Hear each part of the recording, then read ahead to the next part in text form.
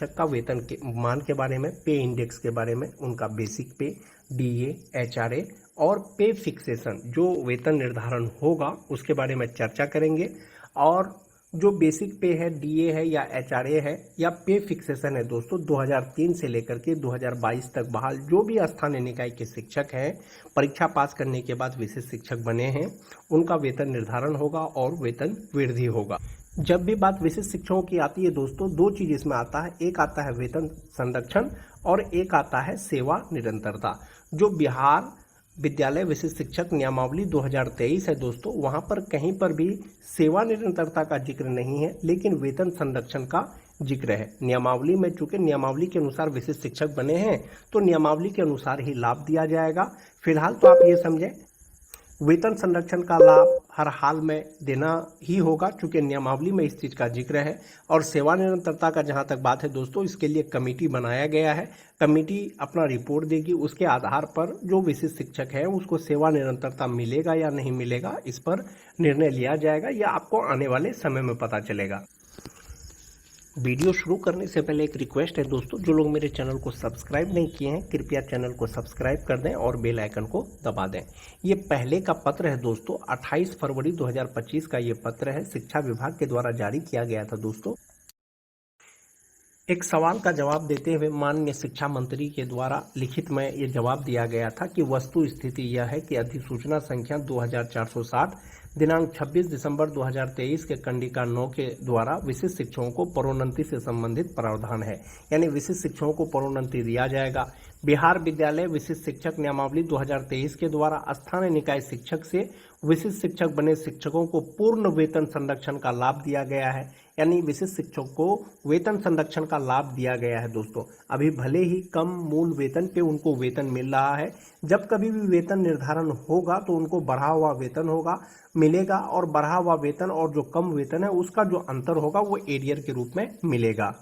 जो most important चीज है दोस्तों इसमें यह है कि चूंकि स्थानीय निकाय शिक्षक पंचायती राज एवं नगर निकाय के शिक्षक हैं, जबकि विद्यालय अध्यापक एवं विशेष शिक्षक राजकर्मी के श्रेणी के तहत आते हैं, जिस कारण 8 वर्षों की सेवा का अनुभव पूर्ण करने वाले स्थानीय निकाय शिक्षकों को अगले पे मैट्रिक्स में प्रोन्नति देने एवं शिक्षकों के वर्षों के कार्यानुभव के लिए लाभ देने हेतु कोई भी प्रस्ताव विभाग के समक्ष विचाराधीन नहीं है। इसमें मोस्ट इंपोर्टेंट चीज ये है दोस्तों, इसमें कहा गया है कि स्थानीय निकाय शिक्षक वो पंचायती राज के शिक्षक हैं, जबकि विद्यालय अध्यापक और विशेष शिक्षक ये राजकर्मी के श्रेणी के हैं।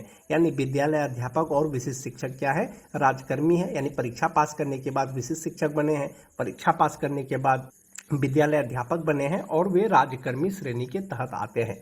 जहां तक बात वेतन का है दोस्तों, मूल वेतन का है, विशेष शिक्षकों का जो फिटमेन मैट्रिक्स टेबल है, यानी जो वेतन का जो टेबल है दोस्तों वो यही टेबल है। यानी 1 to 5 का जो स्टार्टिंग बेसिक पे है वो 25,000 रुपया है, 6 to 8 का जो है वो 28,000 है, 9-10 का 31,000 है, 11-12 का 32,000 है।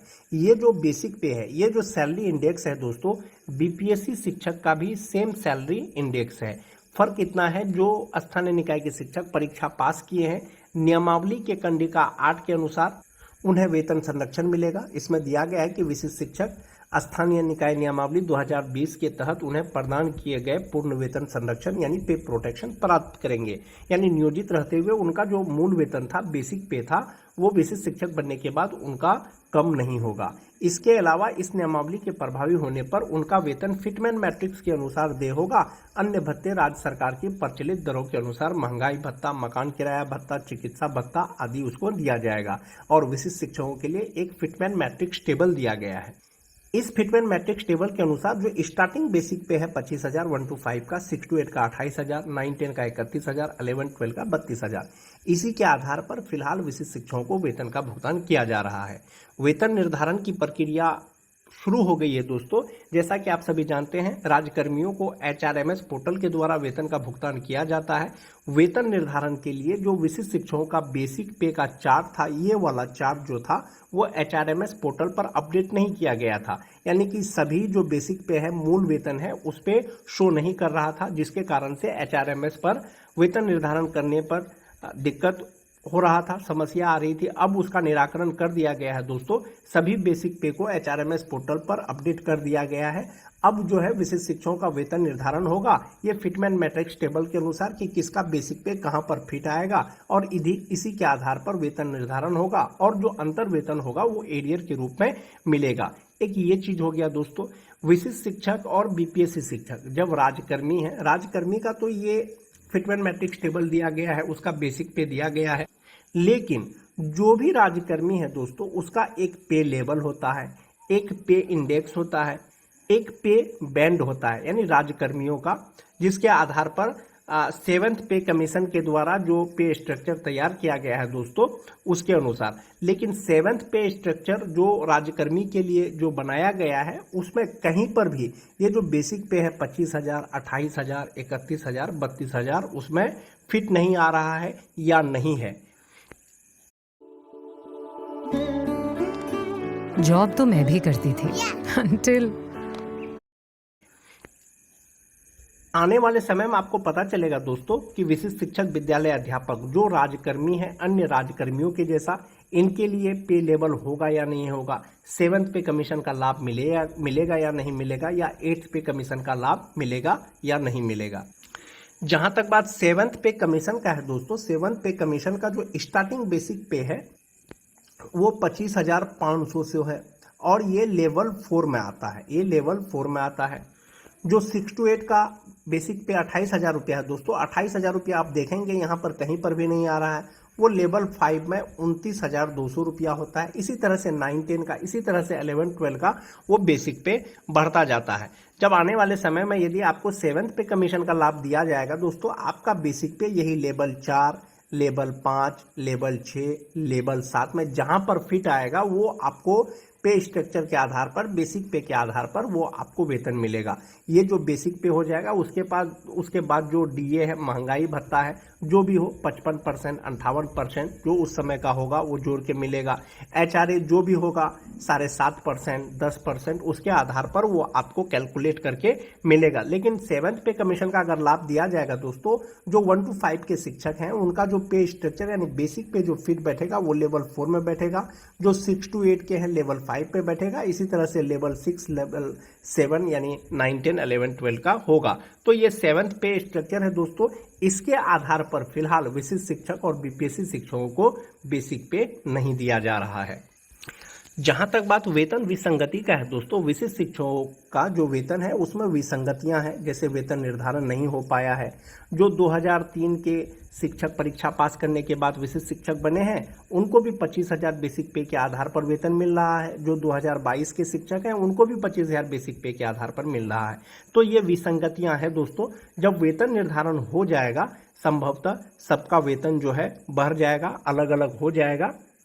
ये क्या है दोस्तों कि BPSC शिक्षक सीनियर होंगे या विशिष्ट शिक्षक सीनियर होंगे। जो BPSC TRE 1 पास करके जो विद्यालय अध्यापक बने हैं दोस्तों, उनको 2 इंक्रीमेंट मिलना चाहिए। 2 इंक्रीमेंट के साथ में उनका जो बेसिक पे होगा वो 26,000 समथिंग होना चाहिए। जबकि जो विशिष्ट शिक्षक हैं फिलहाल 25,000 या एक इंक्रीमेंट के साथ में 25,750 के आधार पर उनको वेतन मिल रहा है। जो 2022 के शिक्षक हैं एक इंक्रीमेंट अगर उनका जोड़ेंगे तो 25,750 रुपया ही बेसिक पे होता है, जबकि BPSC TRE 1 वाले का 26,250 रुपया होता है, जो कि 25,750 रुपया से ज़्यादा है। अगर विशिष्ट शिक्षक सीनियर होंगे दोस्तों, संभवतः जो विद्यालय अध्यापक है TRE 1 वाले उससे जो है बेसिक पे विशिष्ट शिक्षकों का ज्यादा होगा। ये आपको आने वाले समय में पता चलेगा दोस्तों, विभाग इस पर क्या निर्णय लेती है। जो कमेटी अपना रिपोर्ट सौंपेगी वरीयता निर्धारण वाला कि विद्यालय में शिक्षकों का वरीयता किस प्रकार से होगा, सेवा निरंतरता दिया जाएगा या नहीं दिया जाएगा, प्रोन्नति कैसे होगा, इसके आधार पर जब कमेटी अपना रिपोर्ट सौंपेगी उसके आधार पर निर्णय लिया जाएगा। बार बार जो वेतन संरक्षण का हम लोग चर्चा करते हैं दोस्तों, वेतन संरक्षण मतलब हुआ कि जो आपका बेसिक पे नियोजित रहते हुए होता उससे आपका बेसिक पे कम नहीं होना चाहिए। एक ये डेटा बनाया गया है दोस्तों, जैसा कि आप देख पा रहे होंगे, जो जनवरी में 2003 के जो नियोजित शिक्षक हैं जो नियोजित हैं उनका बेसिक पे जनवरी में 31,340 रुपया है। इसमें DA 55%, HRA मेडिकल लगा करके 3600 रुपया उनका EPF अकाउंट में जमा होने के बाद जो ग्रॉस सैलरी होता है वो 52,944 रुपया होता है और इनहैंड सैलरी उनको 49,344 रुपया मिलता है जो नियोजित हैं। जो विशिष्ट शिक्षक बन गए हैं दोस्तों, वेतन निर्धारण होगा, सैलरी फिक्सेशन होगा। तो जो 2003 के शिक्षक हैं, वेतन संरक्षण के अनुसार उनका बेसिक पे 31,670 रुपया हो जाएगा। ध्यान रहे दोस्तों, इसमें सिर्फ और सिर्फ वेतन संरक्षण का बात किया गया है, सेवा निरंतरता का बात नहीं किया गया है। जब सेवा निरंतरता से आप जोड़ेंगे तो आपका वेतन और बढ़ जाएगा। तो 31,670 रुपया हो जाएगा वेतन निर्धारण के साथ में। इसमें DA, HRA मेडिकल लगा करके जो ग्रॉस सैलरी होगा उनका 58,515 रुपया होगा और इनहैंड सैलरी 46,734 रुपया होगा। तो आपका जो वेतन निर्धारण होने के बाद जो इनहैंड सैलरी मिलेगा वो 46,734 रुपया मिलेगा। फिलहाल जो भी आपको वेतन मिल रहा है वो 25,000 या 25,750 रुपया के आधार पर ही मिल रहा है। जो 2006 के शिक्षक हैं जो नियोजित हैं उनका बेसिक पे अभी 30,420 रुपया है। इसमें DA, HRA मेडिकल और 3600 रुपया उनका EPF अकाउंट में कटने के बाद जो ग्रॉस सैलरी होता है वो 51,472 रुपया होता है, जबकि इनहैंड सैलरी उनको 47,872 रुपया मिलता है। जो विशिष्ट शिक्षक हैं दोस्तों, उनका वेतन निर्धारण हो जाएगा तो 30,750 रुपया उनका बेसिक पे होगा। इस पे DA, HRA मेडिकल लगा करके और उनका जो NPS अकाउंट में जमा होगा दोस्तों वो 11,439 रुपया हो जाएगा। जो मेन डिफरेंस है दोस्तों वो आपको यहीं पर है। जो नियोजित हैं उनका मात्र 3600 रुपया जमा होता है भविष्य के लिए, जबकि जो राजकर्मी बन गए परीक्षा देने के बाद उनका 11,439 रुपया जमा होगा। ग्रॉस सैलरी होगा 56,844 रुपया और इनहैंड सैलरी हो जाएगा 45,405 रुपया। जो 2010 के शिक्षक हैं दोस्तों, जो नियोजित हैं, विशिष्ट शिक्षक नहीं बने हैं, 29,530 रुपया उनका बेसिक पे है। इस पर जो भी DA है 55%, HRA मेडिकल लगा करके 3600 रुपया कटने के बाद जो ग्रॉस सैलरी है वो 50,049 रुपया है और इनहैंड सैलरी 46,449 रुपया है। जो विशिष्ट शिक्षक बन गए हैं, जब वेतन निर्धारण हो जाएगा तो उनका जो हो जाएगा वो 29,850 रुपया बेसिक पे हो जाएगा। इसमें DA, HRA मेडिकल लगा करके और इनका जो NPS अकाउंट में जमा होगा वो 11,104 रुपया होगा दोस्तों, जो कि ये 3600 से बहुत ज़्यादा है। ग्रॉस सैलरी होगा 55,208 रुपया और इनहैंड सैलरी उनका हो जाएगा 44,104 रुपया, जो 2010 के हैं। अब बात कर लेते हैं दोस्तों जो TT पास शिक्षक हैं, मोस्ट इंपोर्टेंट, चाहे वो 2013 के जनरल TT पास हो, चाहे वो 2016 के उर्दू TT पास हो। जो नियोजित हैं उनका बेसिक पे 27,010 रुपया है। इसमें 55% DA, 5% HRA, 1,000 रुपया मेडिकल लगा करके 3600 रुपया उनका EPF में जमा होने के बाद जो ग्रॉस सैलरी होता है वो 46,017 रुपया होता है और इन हैंड सैलरी उनको 42,417 रुपया मिलता है। जो TT पास शिक्षक हैं, जो विशिष्ट शिक्षक नहीं बने हैं। जो विशिष्ट शिक्षक बन गए हैं, वेतन निर्धारण होगा अक्टूबर में तो उनका बेसिक पे होगा 27,320 रुपया। इस बेसिक पे के आधार पर उनको वेतन निर्धारण होगा। इसमें जब DA जोड़ देंगे, HRA जोड़ देंगे, मेडिकल जोड़ देंगे तो उनका ग्रॉस सैलरी हो जाएगा 50,610 रुपया और इनका NPS में जो जमा होगा वो 10,163 रुपया होगा। अंतर स्पष्ट है दोस्तों। जो विशिष्ट शिक्षक बन गए हैं, राजकर्मी बन गए हैं, उनका फ्यूचर के लिए 10,163 रुपया जमा होगा जो TT पास है, जबकि जो विशिष्ट शिक्षक नहीं बने हैं उनका मात्र 3600 रुपया जमा होगा और इन हैंड सैलरी उनका होगा 40,447 रुपया। यहाँ पर आपको 2,000 सैलरी का डिफरेंस दिख रहा होगा कि 2,000 इन हैंड सैलरी कम हो गया, लेकिन आप यहाँ पर देखेंगे तो यहाँ पर आप क्या देखेंगे, ये देखेंगे कि 3600 से सीधा 10,000 रुपया जमा होगा। जो 2022 के शिक्षक हैं वेतन संरक्षण के साथ। क्या आप ब्लू फिल्म वीडियो देखने की तलाश में हैं? हाल ही में मुझे एक शानदार ऐप मिला है जिससे आप अनलिमिटेड ब्लू फिल्म वीडियो मुफ्त में देख सकते हैं। इसे इस्तेमाल करना बेहद आसान है और आप कभी भी